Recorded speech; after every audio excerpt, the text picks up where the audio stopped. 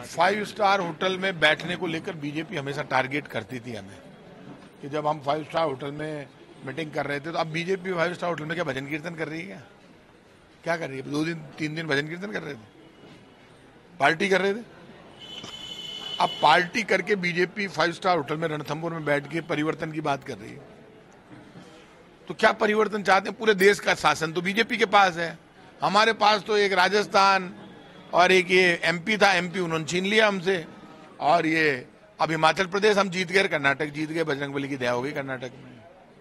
राहुल गांधी की सदस्यता बीजेपी ने छीन ली। बीजेपी तो हमारे पीछे पड़ी है।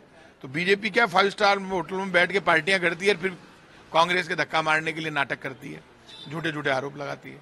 अब देश समझ गया कि बीजेपी को ना जनता से मतलब है ना देश से। झूठ फरेब धोखे की राजनीति बीजेपी करती है। जो झूठ फरेब धोखे के दम पर जिन लोगों ने नोटबंदी लगाई तब देश को कुछ नहीं मिला। 50 दिन में देश बदलने की बात थी। पहले तो 1000 और 500 का नोट क्यों बंद किया, और फिर 2000 का नोट लेकर आए, उसमें 50,000 करोड़ रुपए खर्च हो गए पुराने नोट खत्म करने में, नए नोट लागू करने में। अब आप वापस 2000 का नोट बंद कर दिया तो लोग पूछ रहे भाई 2000 का नोट पहले बंद क्यों किया, यदि अब बंद करना था तो, और 500,000 का क्यों लाए? इसलिए बीजेपी अपने मुद्दों पर आप ये मानकर चलना, बीजेपी का झूठ फरेब और धोखा अब चलेगा नहीं। भारतीय जनता पार्टी कुछ भी कर ले, राजस्थान में बीजेपी को जगह नहीं मिलेगी। दूसरा विधानसभा चुनाव है, पार्टी ने देर रात जंबो कार्यकारिणी बनाई है। देखिए, इलेक्शन मोड में है पार्टी, और इलेक्शन के दौरान जो भी पार्टियां होती है सब इलेक्शन मोड में बिल्कुल फाइटिंग मोड पर होती है।